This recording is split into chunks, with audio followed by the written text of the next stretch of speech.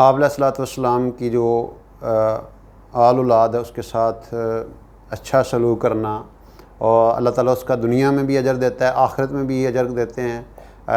مولانا ذکریہ صاحب نے فضائل حج میں بڑا ایک ایمان فروز قصہ لکھا ہے۔ ربیع بن سلیمان حج کے لیے جا رہے تھے، قافلہ ان کے ساتھ تھا، اور وہ آگے کوفہ میں ان کا قیام ہوا، تو وہاں پہ لوگ اپنی ضرورت کی چیزیں بازار میں خریدنے لگے۔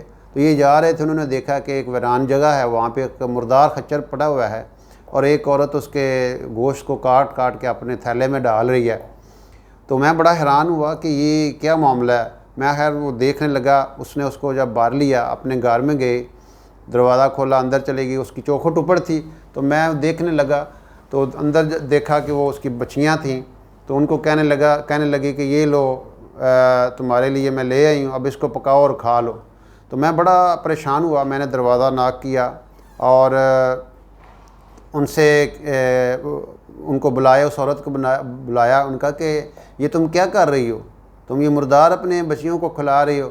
ان کا میں مقدر کی ماری ہوں، آل خاندان سے ہوں، آل رسول کے خاندان سے ہوں، خاندان نبوت کی سید زادی ہوں۔ ان کا باپ کچھ عرصہ پہلے فوت ہو گیا تھا، اور وہ جتنا اس کا ترکہ تھا، وراثت تھی، وہ ختم ہو گئی۔ اب 4 دن ہو گئے ہم بھوکے ہیں، اضطراری حالت میں، ہمارے لیے یہ جائز ہے۔ تو وہ فرمانے لگے کہ تم رک جاؤ، تم نہ ایسا کرو، میں تمہارے لیے کچھ لے کے آتا ہوں۔ تو میرے پاس 600 درہم تھے، میں نے ان سے 100 درہم کا وہ آٹا لیا، 100 درہم کے کپڑے لیے، اور باقی 400 درہم اس کے اندر چھپا کے ان کو جا کے ان کو دے دیا۔ ان کا یہ میری طرف سے آپ کے لیے ہدیہ ہے، یہ گفٹ ہے، آپ اس کو رکھ لیں۔ تو اس عورت نے اللہ تعالیٰ کا شکر ادا کیا اور کہنے لگی کہ اللہ تعالیٰ تمہارے سارے اگلے پچھلے گناہ معاف کرے، اور تمہیں حج اور عمرہ کا ثواب دے، اور اپنی جنت میں تجھے جگہ عطا فرمائے، اور اس کا ایسا بدل تمہیں عطا فرمائے کہ تو جو تجھ پر ظاہر بھی ہو جائے۔ اور ایک بیٹی دعا دیتی ہے کہ اللہ آپ کو جو ہے نا وہ دگنا اجر اس کا عطا فرمائے، اور ایک بیٹی کہتی ہے کہ تجھے اس سے بہت زیادہ عطا فرمائے جتنا تو نے ہمیں دیا، اور ایک بیٹی کہتی ہے کہ اللہ تعالیٰ ہمارے نانے کے ساتھ تمہارا اشر کرے، اور جو چوتھی ہے وہ کہہ رہی ہے کہ اے اللہ جس نے ہم پر احسان کیا تو اس کا نعم البدل اس کو جلدی عطا فرما، اور اس کے اگلے پچھلے گناہ معاف فرما دے۔ اب یہ دعائیں دے رہی تھی اور میں دعائیں سن رہا تھا، اور ان کے چہرے پہ تشکر کے احساسات تھے، اور مجھے اس سے اتنی خوشی ہو رہی تھی۔ بہرحال میں واپس آ گیا، اور وہیں پہ میں ٹھہر گیا کوفہ کے اندر کہ جب قافلے واپس آئیں گے ان کے ساتھ واپس چلا جاؤں گا۔ تو جب وہ قافلے واپس آئے، میں باہر نکل کر ان کا استقبال کیا اور ان کے لیے دعائیں کی کہ اللہ تعالیٰ تمہارے سفر کو قبول فرمائے، تمہارے اس جو تم نے خرچہ کیا ہے اس کا تمہیں نعم البدل عطا فرمائے۔ تو وہ ایک آدمی کہتا ہے کہ تم تو ہمارے ساتھ تھے ادھر، تم مکہ میں ہمارے ساتھ تھے، طواف میں ہمارے ساتھ تھے، حجر اسود میں ہمارے ساتھ تھے، رمی جمرات میں ہمارے ساتھ تھے۔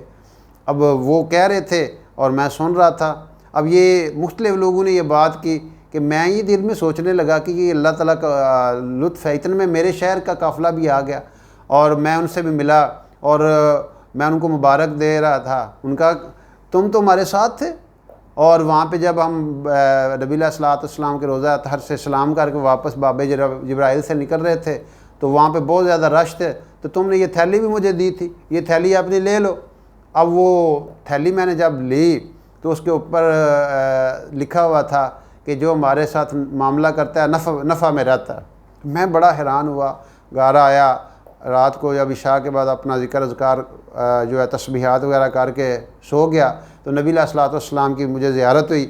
آپ علیہ الصلوۃ والسلام نے کو میں نے جب سلام کیا، آپ کے دستے مبارک چومے، تو آپ علیہ الصلوۃ والسلام فرمانے لگے کہ تو کس قسم کی تصدیق چاہتا ہے، کتنے لوگ تمہیں کہہ رہے ہیں کہ تم نے حج کیا، دیکھو جس طرح تم نے میری بیٹی کے ساتھ جو ہے وہ اکرام کیا، ان کی مدد کی، اور ان کو اپنا وہ جو سارا کچھ دے دیا، اس کے بدلے میں اللہ تعالیٰ تم سے اتنا خوش ہوئے ہیں کہ قیامت تک تمہاری طرف سے ایک فرشتہ جو ہے وہ تمہاری شکل میں حج کرتا رہے گا۔ اور پھر آپ نے وہ اس کو جو ربیع بن سلیمان تھے فرمایا، ربیع یہ تمہارا وہ جو 600 درہم ہے، اس کے بدلے میں یہ 600 اشرفیاں جو ہے نا وہ قبول، یہ تمہاری طرف سے تمہیں میں دے رہا ہوں، ہدیہ ہے میری طرف سے۔ اور پھر آپ نے فرمایا من عملنا رابحہ، جس نے ہمارے ساتھ معاملہ کیا وہ نفع میرا۔ اب یہ جب آپ نے فرمایا میری آنکھ کھلی، میں نے اس تھیلی کو کھولا تو اس کے اندر میں نے جب اشرفیاں گنی تو وہ 600 اشرفیاں تھیں۔